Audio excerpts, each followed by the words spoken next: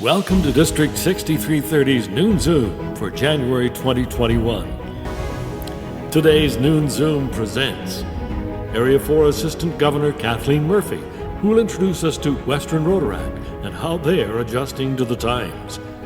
We'll meet Michelle Moore-Pfile of the Grand Bend Rotary Club, who will tell us about their way to socialize. And Leon Hemeryck, the head nerd at Hemeryck Consulting, will help us understand how and why online security is necessary. Now, to lead us through our noon Zoom, here is District 6330 Governor David Elliott. Good afternoon, everyone, and welcome to 2021. We have a lot to be optimistic about. However, we want to make sure that we're first taking care of each other, protecting you while you're at home. First, I want to highlight a couple of leaders who continue to make a difference in their clubs. And today we have Assistant Governor Kathleen Murphy, who is going to tell us a little bit about what Western University Rotaract is doing during this COVID-19 epidemic. Thank you, David. It is my pleasure to talk a little bit about the Western UWO Rotaract Club. Currently, they have about 56 members, but their year end to collect membership is the end of January, and they expect they'll have 75 by then. One of the most fascinating things about this club is how they select their executive members. It's a large executive of about 30 people, and it's a very competitive process. Students campaign online and have votes and aspire to take on a leadership role within this club. This year, we're very excited. We have two dynamic co-presidents, Alistair Wilson and Farah Syed. Farah is going to talk to us today about the program. And COVID has not stopped this club. They have continued to build leadership amongst their members and to do community service. And she's going to share with you a little bit about how they've adapted and what some of their programs are in this second semester. It's my pleasure to introduce Farah Syed, co-president of UWO Rotaract. Farah. Hi everyone, how are you guys? I guess you guys can't respond right now, but I'm hoping you guys are having a great new year. I'm just going to start by sharing my screen so I can kind of show you a bit of what we've been doing this year at Western. Okay, so I am one of the co-presidents for UWO Rotaract, and this is our planning prospectus for the winter semester. So that's January through April. So this is a kind of overview for our events. So beginning in January, so this month we'll be having tutoring and leadership workshop and programs running, charity awareness and events.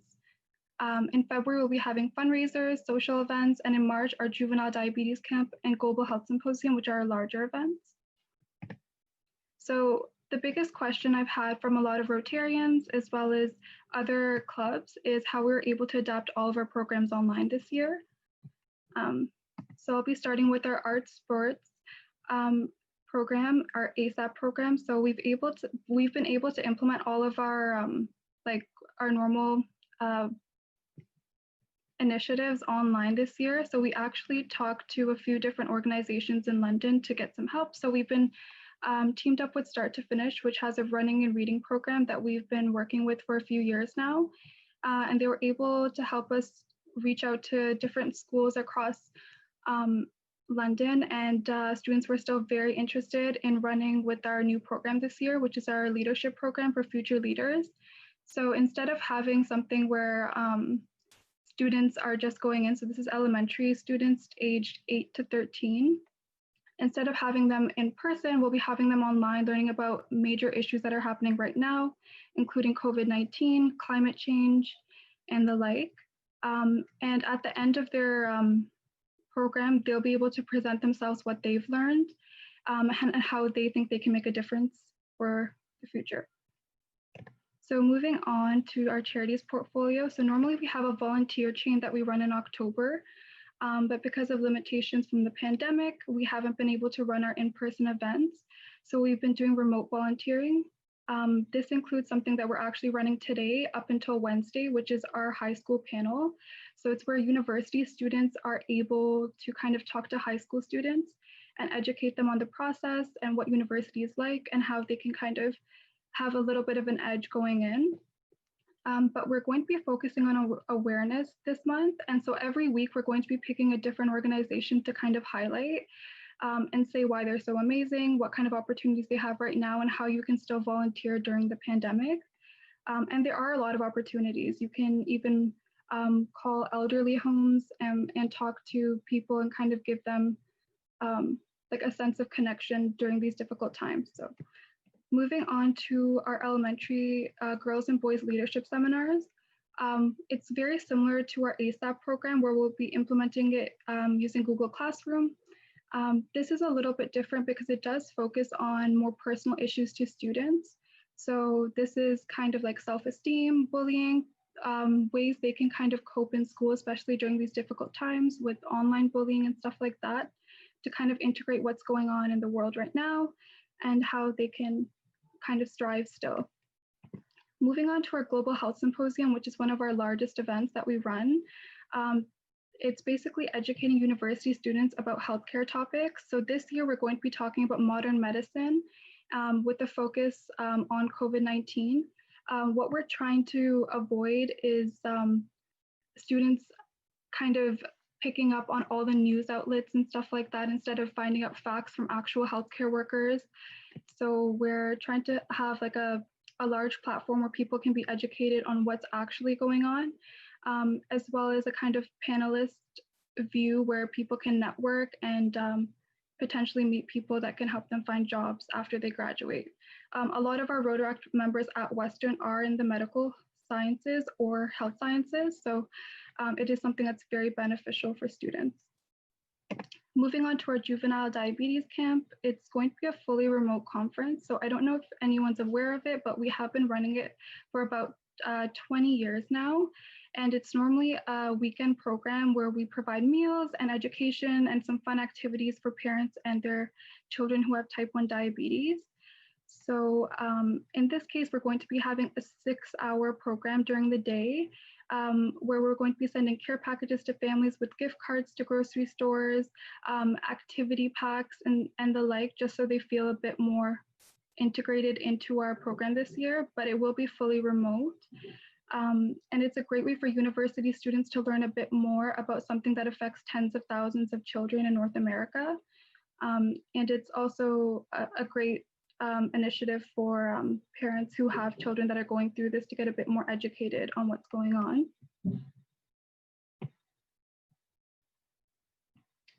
And moving on to our social events.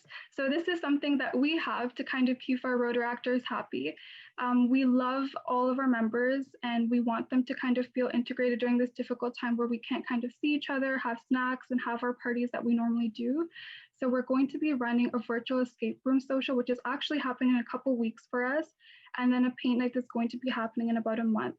So our biggest thing here is just to make sure that all of our committee members, our execs, and our general members feel like they're part of a community. And we're all here for the greater good, right? Every Rotaract member in our club, which we're very happy to say, is there for a good reason. None of us are here to kind of just like add something to our resume. Every single one of our members, I can say, wants to make a difference. They're constantly seeking initiatives and letting Alistair and myself know how they can make the club better. So it's so we want to give back a little. So we do have some activities to keep everyone pretty cohesive during these difficult times. But yeah, I think that's everything. So if you guys have any questions, I'm more than happy to answer. Farah, hi, my name is Kirk. I'm with the Rotary Satellite Club of London. There is one quick question that came in. Someone was asking, on average, how many volunteer hours per week would you say per Rotaractor your club does? Or maybe it's easier to do per month, I'm not sure. I would say it's a little difficult in terms of volunteering.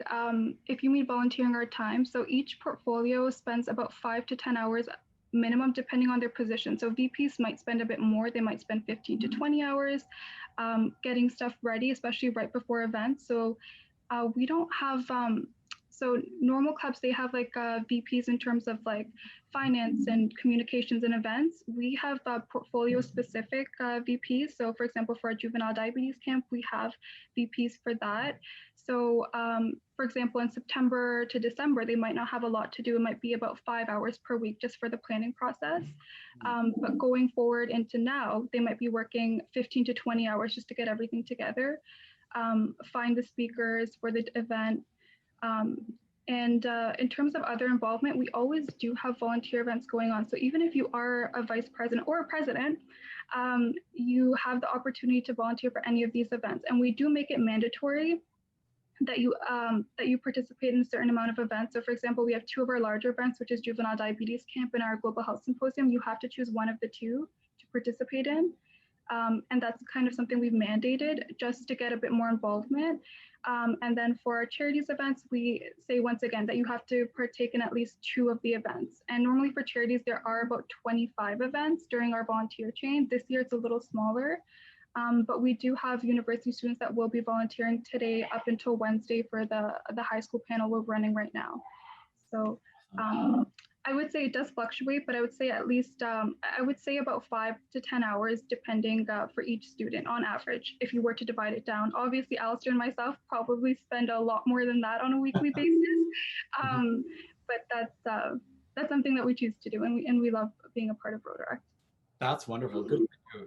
That's just so impressive. Another quick question came in. If you could take maybe 30 seconds or so and tell us a little bit about that, is how are you fundraising? Okay, so just quickly, one of our biggest things is USC, our University Student Council, has very strict policies. So we have to do everything very remotely. So we've been doing Krispy Kreme sales, which is very popular. We sold out in 2.5 hours. And we sold, we sold 65 boxes in 2.5 hours, and we're only supposed to have 50. So we're doing 150 this time around. So students really like Krispy Kreme. That's what I've learned. And other than that, we are doing sweater sales, so merchandising, and we are having about $20 profit for our $30 sweaters. So we're just trying to do stuff that people might like during the pandemic. So sweaters is something I know all students wear. I wear them all the time. You're at home all the time. So it's just kind of finding stuff that's relevant and that can be remotely delivered, I think is the biggest thing. Perfect. That's wonderful. Thank you very much. So Farah, thank you again. That was some great content. It was great to hear about what you're doing. I'm going to date myself a little bit and say, in the time of the dinosaurs, I was actually a member of the Rotaract Club at Western. I was one of the JD camp coordinators in 2009, so a long time ago. So it is so awesome and so exciting to see that the club is still thriving. You know, it's great to see that you're still doing some of those events from, you know, what feels like 100 years ago, but also that you've done some new events. The Global Health Symposium is something that just sounds wonderful. So congratulations to you and the club for continuing, your persistence throughout the pandemic is really admirable. So congratulations to that. And thank you for speaking to us today. That's great. Hey, thank you so much. And it was so nice talking to you guys today. I feel like I'd love to be a part of these meetings more often. For sure. Well, we will definitely make sure you get invited.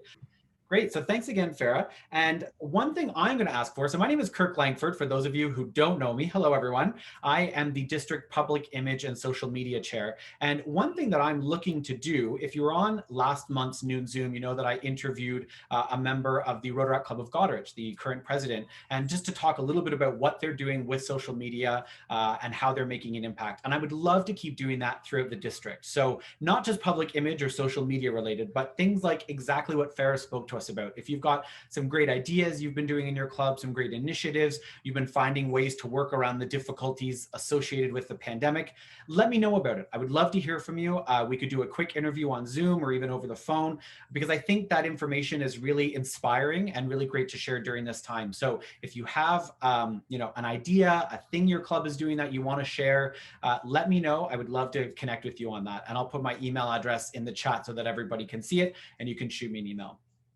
Okay, so shifting gears from Rotaract at Western, I'm excited to announce our next presenter. Our next presenter is Michelle Pfile, and she is going to be talking to us about the Grand Bend Rotary Club and socializing their way, some of the fun things that they're doing to stay connected during the pandemic. So Michelle, if you'd like to unmute yourself and go ahead, welcome. The floor is yours. Thank you so much. Thanks for having me. This is such a pleasure to come and share a little bit about what we are doing in Grand Bend with our social media. So although I am actually quite new to Rotary, I've only been a member for maybe 3 or 4 months. I've been working in social media for almost the past 10 years. I had a hair salon and used social media to attract new customers and clients to my salon and spa. And then about 7 years ago, I closed that salon and started working online. So I knew that that was a good fit for me to bring my social media expertise to the club and start using it really effectively to hopefully attract some new members and just get some more community involvement so they knew what was going on with our club. So I want to share with you some things that because I was so new to the club, how I sort of plan out our social media and how I was going to use it to our good. So my first objective when I started talking to everyone about using social media was really figuring out who our ideal client was. And what I mean by that is who are our ideal members? Like, who do we really want to attract? Meaning, what kind of values do they have? What age bracket are they really in? So that was the first thing I did at a couple different virtual meetings. I started really dialing in and asking questions. What purpose do people have that have the values that we would want in our club? What kind of drive, what do they love? What are they passionate about? And once I really narrowed in on who our ideal member would be for our Grand Bend Rotary Club, I decided to start thinking about creating content. So what kind of content would really appeal to that type of person? And this is maybe a tip that people can take for their own social media. As much as stock images, the Rotary International makes amazing stock images, and I do use them, they don't necessarily evoke a lot of emotion. And what I've found in my business is that to have people really connect with you on social media, you have to evoke some emotion from them. So what I started doing was sharing more personal pictures, sharing pictures from the past, sharing our club when they're filling the containers. A lot of you would have seen the little video I just shared of my daughter who is jumping off the Rotary stage in Grand Bend, shouting out her grandma as the president of Rotary. So things like that really evoke emotion in people that see the post. And that's what we want, because we want to evoke emotion so they will actually start engaging with us. And that is the key to social media. That's what makes social media a little bit different than any other platform out there, email, websites. On social media, we need to be social. So this is something I've really been dialing in with my club. When I post on the page or someone posts on our platform, we all need to be engaging so it pushes out to the people that we want to have see it. Because it's kind of pointless to put the time into a social media page if no one is seeing it, if our ideal members that we really want to attract aren't seeing it. I want you to kind of imagine when you're sitting and watching a TV show or a movie, you're not used to commenting. We don't comment on the movie that we're watching. So the huge, like, none of us are used to that. So it's something we have to train people on, is we want your engagement. We want you to comment underneath those pictures, because every single time someone comments, it gets pushed out to more people. And when you're trying to attract new members to your club, that's exactly what we want. So what I have done is I've created a private group for our Grand Bend Rotary Club on Facebook. And every time I post on our public page, I ask them, can you guys please go to our public page and engage with this? Because what I know from my experience in social media is as soon as we comment, it's going to get pushed out to our friends and family. So our friends and family that are on Facebook are going to see it. And if they comment, then their friends and family are going to see it. Some of you might be familiar with the term, the algorithm, and it's a real thing on social media. So those are the things that I've done, asking the members to really sort of dig into social media. A lot of times people aren't comfortable with it, but I think if we educate people more about how valuable social media is, it can really help the growth of your club. I actually had some chats with a cousin and her husband over Christmas, and he said, I keep seeing all these Grand Bend Rotary posts. And I said, yes, that's because I'm trying to get everyone to engage more. So now I can see the proof that things are getting pushed out. So I thought that I would leave you with 3 tips on creating some more engagement or even getting your page up and running on social media. Number 1 is a key on social media is being consistent. So decide what's going to work for the person that's using the page or your club. For me, posting a couple times a week works into my schedule, and I'm very consistent with that. Number 2 is think about your ideal new members. Really dial in, really sit and have a conversation. Who is it that we really want to try and attract into our club? What are their values? What would really make them excited? And number 3, and this might not be obvious to some of you, but it's something that I didn't know. You might know my mom, Susan Moore. She's the president of the Rotary Club of Grand Bend.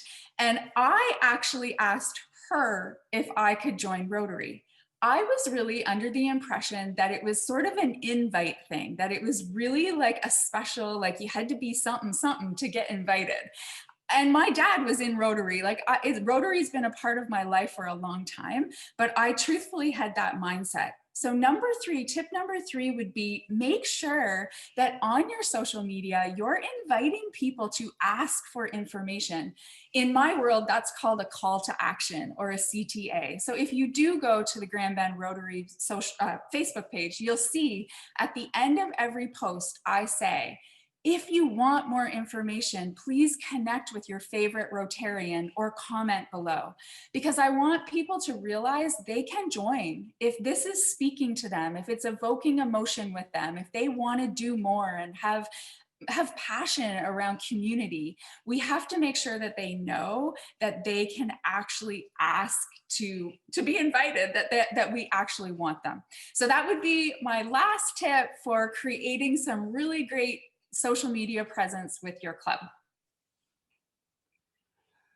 Thank you, Michelle, for invoking some emotion in us. Your presentation was absolutely spectacular. No different than what I witnessed when your mom invited me to come to a club meeting. What you're doing in the Grand Bend Club is amazing. And I know some of those people there. And so for them to be on Facebook and to follow your lead is absolutely amazing. So again, thank you, thank you, thank you.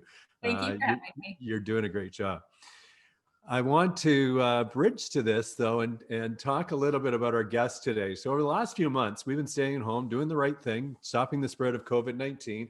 However, others are seeing this as an opportunity to prey on individuals in the service organization, community service organizations, because they know we care.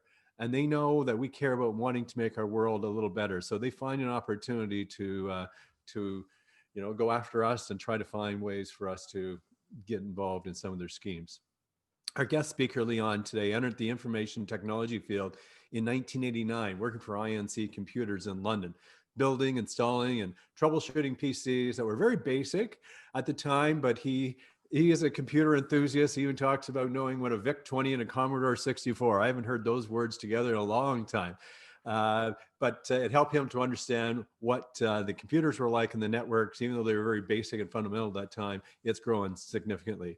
Since 1994, he has been self-employed and continues to evolve with the rapidly changing IT industry, currently providing IT support for small businesses with a focus on insurance brokers, plus manufacturing, medical, and other industries. Recent developments related to IT security, or lack thereof, have prompted Leon to pursue an IT niche, cybersecurity. Leon assists small businesses to defend against the constant and unrelentless threats to our systems. It is my pleasure today to welcome Leon Hemeryck as our guest speaker. Leon? Thank you very much, and Happy New Year, everybody. I think it's January 12th, so I'm still allowed to say that. you mentioned those years and it kind of threw me off. I didn't realize that much time has passed, but we are kind of dealing with an ongoing cybersecurity threat, and it's not going to stop. I mean, sometimes people ask me, why do people attack us? Why are they, why are they looking to steal our data?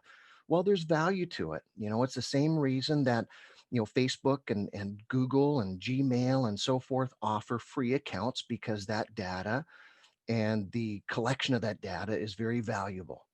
So a big problem that we're seeing is, the constant barrage of probably the number one attack method is through email. And, I'm sure we've all gotten these emails that are pretty obvious that they're fake and they're malicious, and they're trying to get our information or trying to get us to click on a link, which takes us to a website, which may ask us to download something or for credentials and so forth. So I'm pretty sure we all get those. I mean, I get them constantly. It's never ending.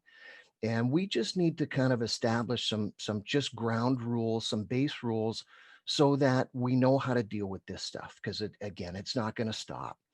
Um, a lot of this is what we call phishing emails. And again, it's spelled, P-H-I-S-I-N-G. I don't know why they spell it like that. I guess it's a geek thing, but regardless, phishing is just trying to get something from you.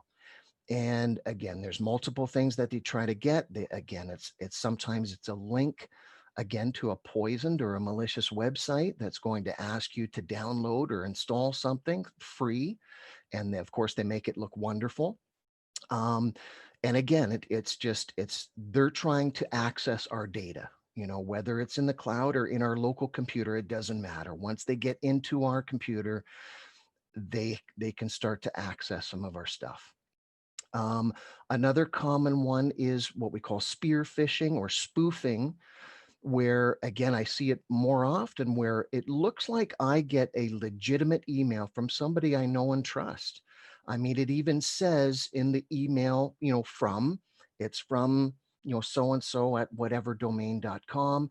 Oh, I know that person. I email them back and forth all the time. It could even be a coworker or your boss. I mean, I had a recent incident where one user, and she was a pretty new user, and again, it looked very legit. She got an email from her boss, or appeared to be from her boss, that says, can you run out and get $500 in iTunes gift cards? I'm doing a client promo. She ran out, being a good employee, ran out, got $500 in iTunes gift cards, brought them back to the office, replied to the message, and said, okay, I've got them. So the impersonator, because again, this really isn't her boss, it's only impersonating or spoofing her email address. And again, that's all done. It's actually quite easy. Underneath an email message is what's called a message header. And there's a lot of geek stuff there that I won't get into, but there's a lot more information underneath that message that really truly shows where that message is coming from. And anyway, so she replied to the message saying, okay, got these iTunes cards, got a reply shortly saying, oh, can you scratch this cards off, because these cards have a certain activation code, and provide those to me. So she's doing her, she's a good employee. She did it. She did that. And now this impersonator has $500 worth of iTunes cards, and they sell them on the dark web for maybe 50 cents on the dollar. I don't know. And this happens all the time. It's not just iTunes cards, it's Amazon cards. It's, you name it, anything of value. So that happens a lot. I had another situation not that long ago, and it was very concerning because of the information that the impersonator, hacker, malicious person, whatever you want to call this attacker, sent an email, and it went to the HR person. And it appeared to come from one of her coworkers, that she took care of payroll and so on and so forth. It looked very legit. And it was, hey, I'm changing my bank. Can you change my automatic deposit information to my new bank? She replied, again, it appeared to be from this user or coworker. And sure, just tell me the new information and I'll make that change. The person replied, again, the impersonator replied and said, well, and it was a US bank. So she kind of stopped and realized at that point, hey, wait a second, something's wrong here. And she called the employee, and the employee said, that's nothing to do with me. And so, I mean, again, that kind of thing happens all the time, and it's quite clever. And some of them are pretty obvious, like I mentioned, but some are becoming very, very clever. You know, I deal with the Royal Bank.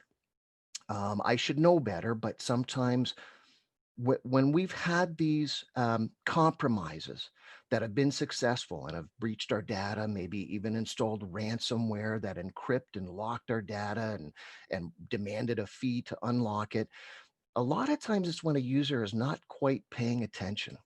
So, you know, they're on their phone, they're doing something, they're talking to somebody, and at the same time, they're trying to clean up their email or reply to things or clean up their inbox, and just not giving everything their full attention. I've done it myself. I got this email from Royal Bank, and it was the Royal Bank logo. It was the exact Royal Bank login screen, because that's easy to duplicate.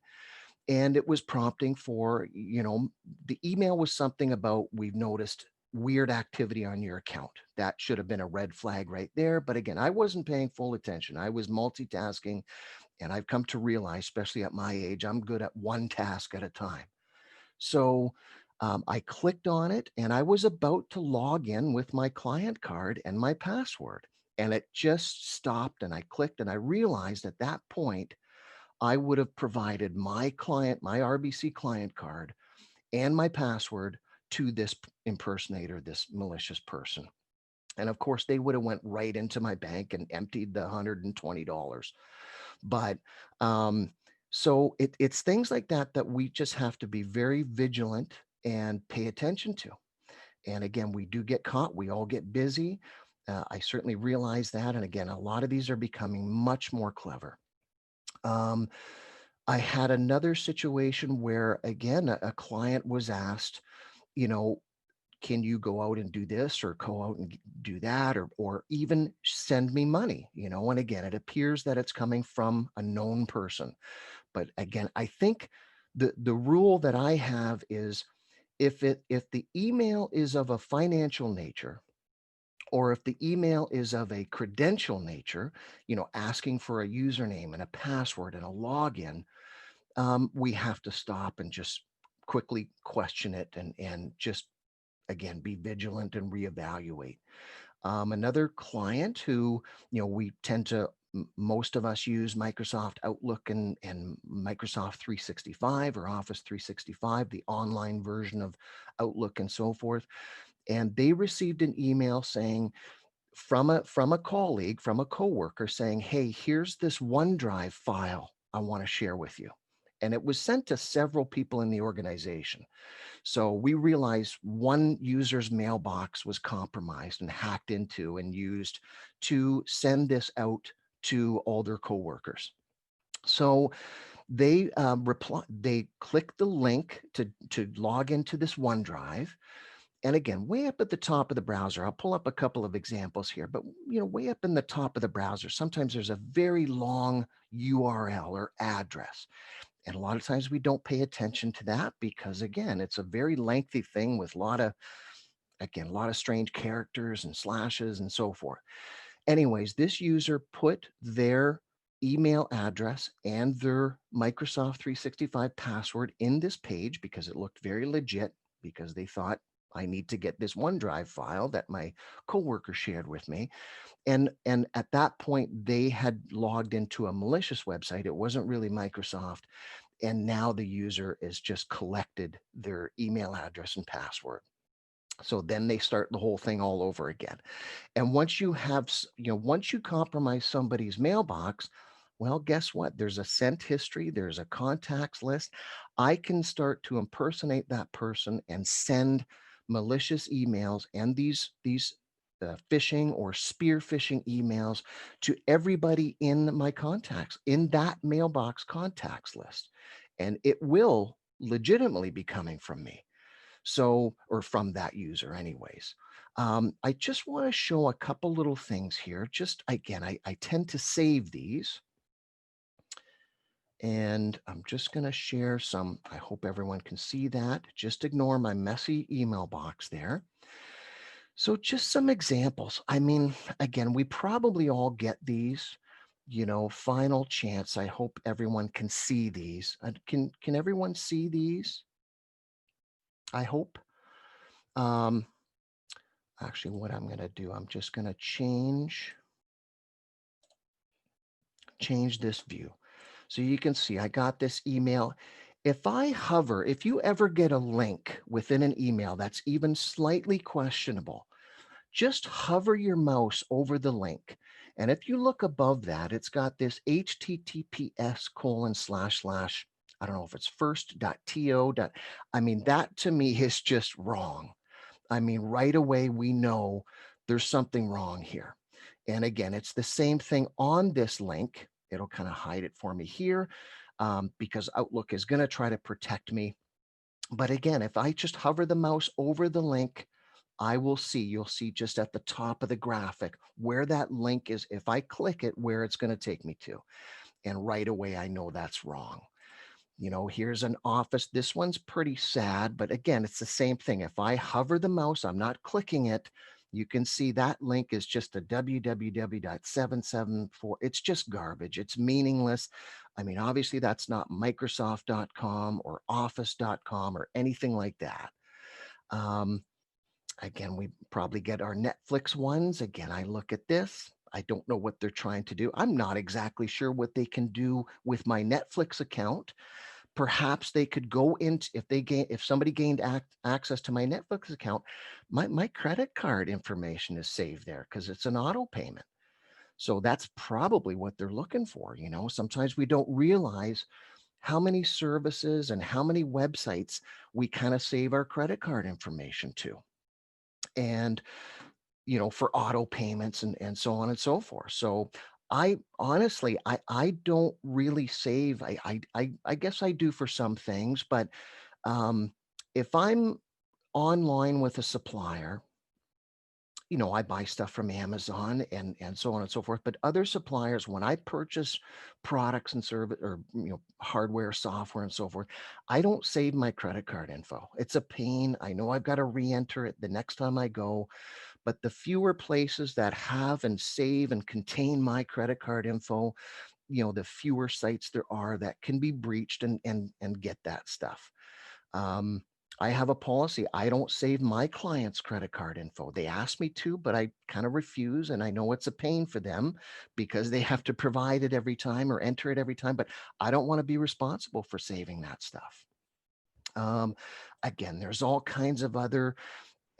Again, I'm sure, here was one that was sent to me just the other day. This is a client saying, hey, you've got this fax. Again, if I look at this link, again, I'm not clicking on it. It's new-2-pages.fax.my.web. Again, this could be an effort to get me to download a file, open the file, because even, secure files like, we trust PDF files, because they're very common method of sharing files and so forth, but they can be compromised. Older versions of Adobe Reader, which was kind of the default program to open and view and print PDF files, can be compromised. It's amazing how some of these hackers, they're quite, I give them credit as far as the methods that they figure out how to extort some of this stuff is quite impressive. Again, I have a whole bunch more. There's also another one. I don't know. This is not necessarily an email thing. And maybe you've seen this as well, where again, I'm just going to show this here. You get this all of a sudden you're browsing websites, and whether you're using Google Chrome or Firefox or Internet Explorer or Microsoft Edge, doesn't really matter. You get this crazy thing that says, look, we found a threat on your computer and you better call Microsoft support. Well, I think most of us realize this is not Microsoft. This is an attempt to get somebody to call this phone number, and somebody's going to answer, and they're going to claim they're from Microsoft, and they're going to want to get into your machine to fix this problem, usually just a reboot fix, because a lot of times it won't allow you to close your browser. Sometimes you just have to fully reboot your computer. Nothing's gotten on your machine yet, but again, it's just an attempt to extort.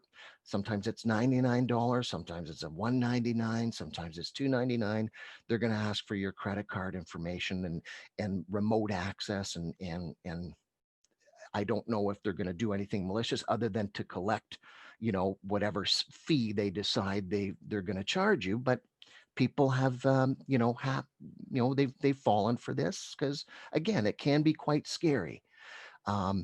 This was just an email that, again, it's just an email that I sent to demonstrate. We won't get into this subject, but because you'll get me going, but I can spoof an email that looks like it comes from the White House. I mean, again, it's not that hard to do. I think I'm just going to stop my sharing here. I think that's kind of all the examples. I do tend to keep a lot of them. So again, it's emails asking you for anything financial, with anything financially, anything asking for usernames and passwords or logins, anything that's asking you for sensitive information. And unfortunately, we're at the point, like David said, we are getting bombarded. There's a very large population of hackers. There's money in this. That's why there's value to data. And so they're going to continue to go after it. And we just have to, I always use the acronym TNO, trust no one.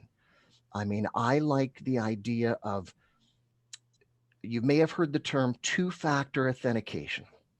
So my personal practices, just a couple things that I recommend is RBC is my banking site.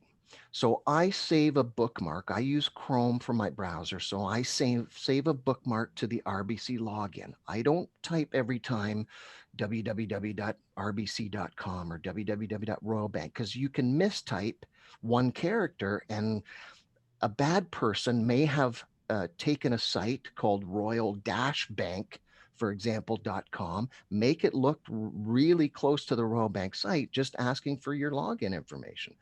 So I always save important websites as bookmarks, whatever browser, because then I don't take a chance of mistyping them. When I log into Royal Bank or my credit card site, I never save the password. And again, I know it's a pain, but I have to type my password every time. You know how in browsers we can save our passwords for websites so we don't have to remember them.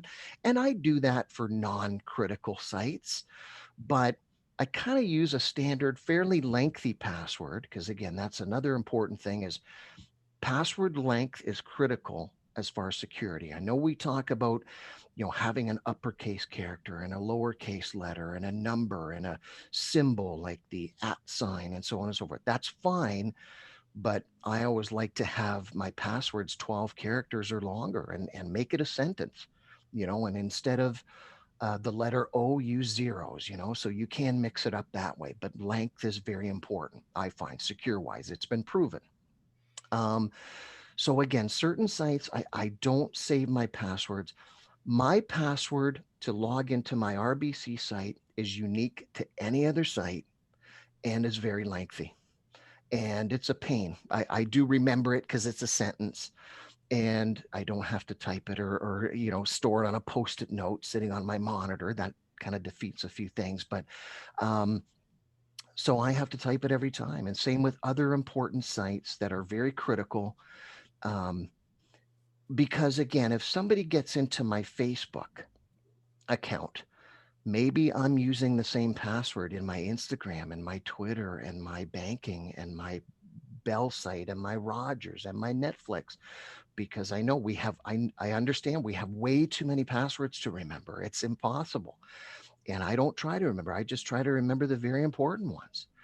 And so again, critical sites, I also try to enable what's called two-factor authentication. So for example, when I have a site that I use to monitor client servers, and if they go offline, and even it alerts me if a virus was found, or their internet went down or whatever. So anyways, there's a lot of power in that website, that you could shut servers down. You could do a lot of damage to my client servers and equipment, or just a lot of interruption. And so for me to log into that website, I have a unique password, again, very long and complex. And I also enable two-factor authentication, which means when I log in with my email address and my complex password, I either get a text with a code, or you can use certain applications that Authy and so on and so forth. There's a bunch of third-party little applications that will give you it's a code that's valid for 30 or 60 seconds that I have to enter.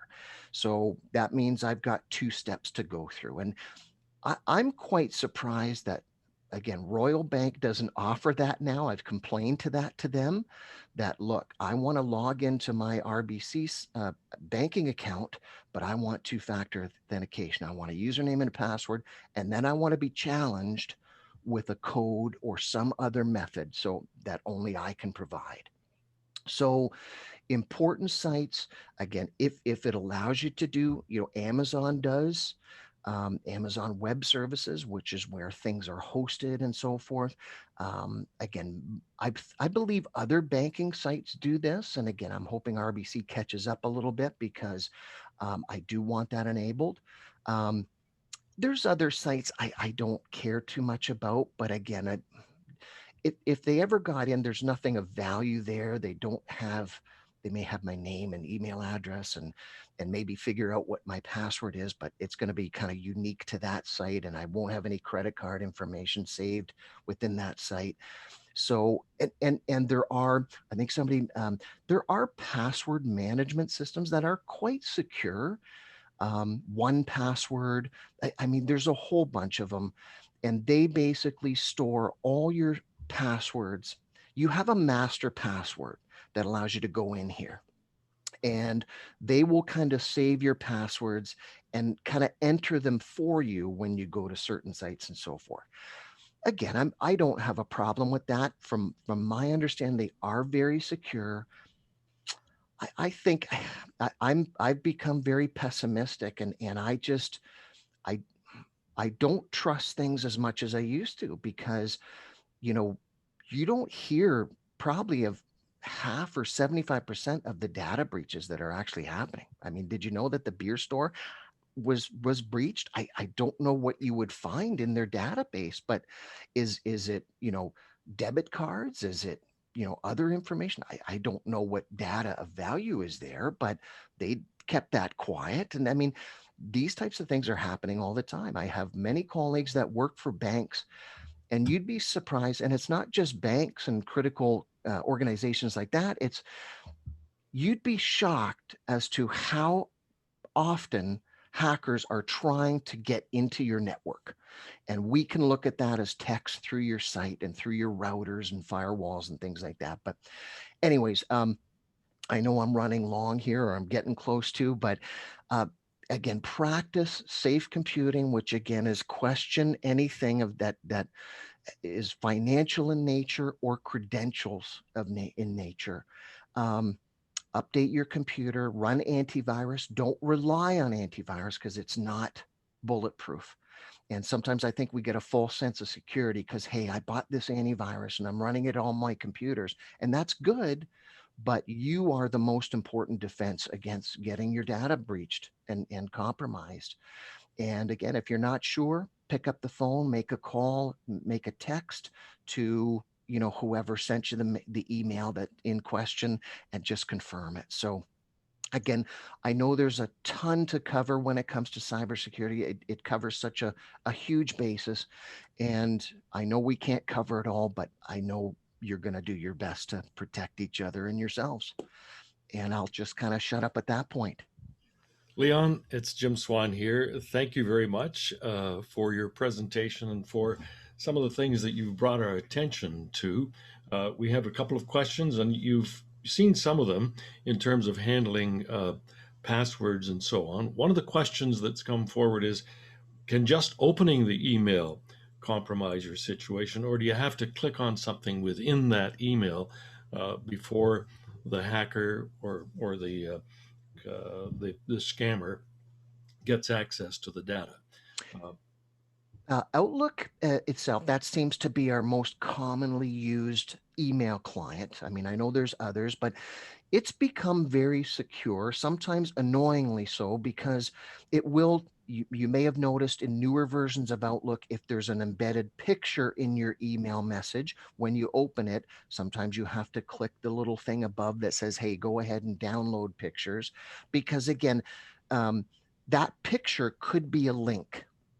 And so what they're really trying to do these days, and again, it's ever evolving, but what they're trying to do is get you to click a link, which is going to take you to a site to either download something, okay, which is just, again, malicious and for obvious reasons, because they're trying to gain access and remote access to your computer without you knowing it. It's like a Trojan horse. Or they're trying to get you to enter credential information because they're just going to steal it and use it themselves. Leon, how can you tell when one of these malicious things has actually gained control of your computer and is there on your computer? Are there signs for that? Sometimes you can't. I mean, sometimes they're so hidden, and again, they don't want to be detected. I mean, that's where our antivirus software is going to try. And I mean, there's a lot of different and a lot of very competent antivirus programs out there. They're going to try to prevent anything from coming in, but they can't know everything. And they're going to try to do their best to prevent anything suspicious from launching. Again, they're not bulletproof.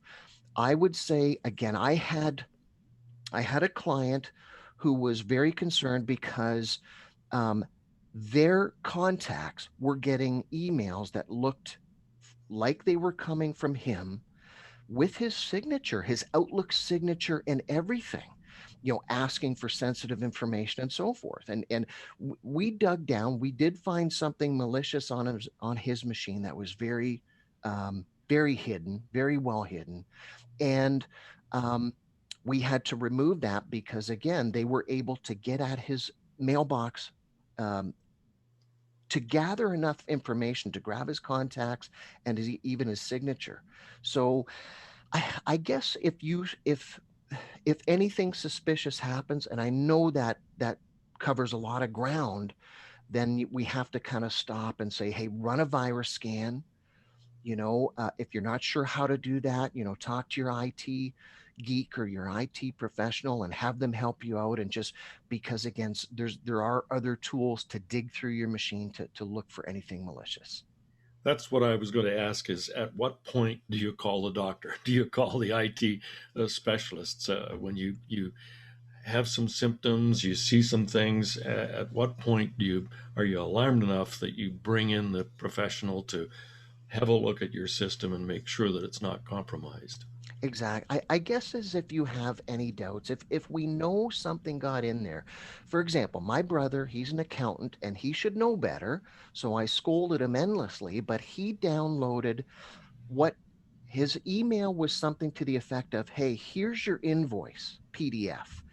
And he opened the email. He went to download the PDF. It wasn't a PDF. It was what's called an exe file or an executable file. And he clicked it and it started to run, and he right away knew something bad happened and turned his computer off, like just held the power button down. I went into it remotely. We ran some scans. I mean, obviously that triggered him. He panicked for good reason, because it would have been something malicious and probably hidden and hard to detect.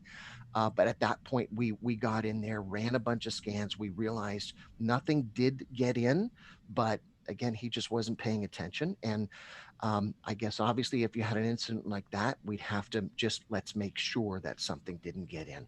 I guess if you're suspicious about anything, geez, I clicked a file and I opened it and it was a Word document and I didn't recognize it.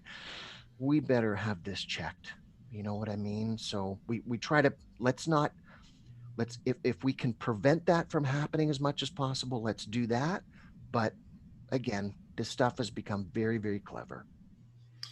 You mentioned the URLs, and I was under the impression if the URL contained HTTPS, that it Mhm. was secure. But a couple of the ones that you brought up as examples had the HTTPS designation, and you're telling me they're not secure. So that, I guess, is not a safety sign.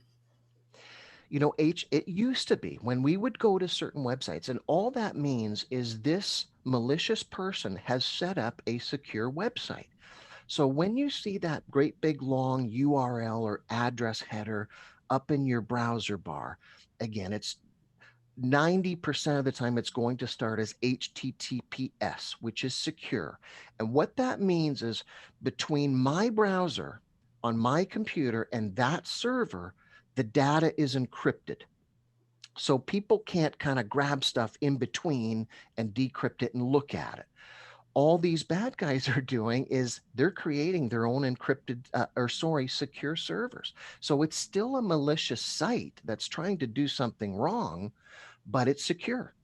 So again, where that comes into play as well is if you're buying something online, maybe it's from a vendor or like some online vendor you haven't purchased from before, you do want to look for that HTTPS. And sometimes browsers will have little green shield codes and just an indication color wise that this is a secure site. But all that means is some of those examples, that's what they're doing now. They're setting up secure websites maliciously because we trust that HTTPS. Leon, we've talked primarily about the kinds of things that invade our computer or gather our banking information and then can go ahead and use our credit cards or whatever.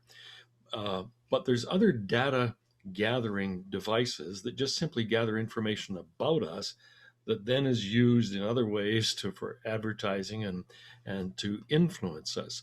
And I'm interested in your comments on some of the things we see on Facebook that ask us to choose our favorite color or to give us something that would indicate when I was a movie that I saw, what was the first movie that I saw, that would then give them information about me.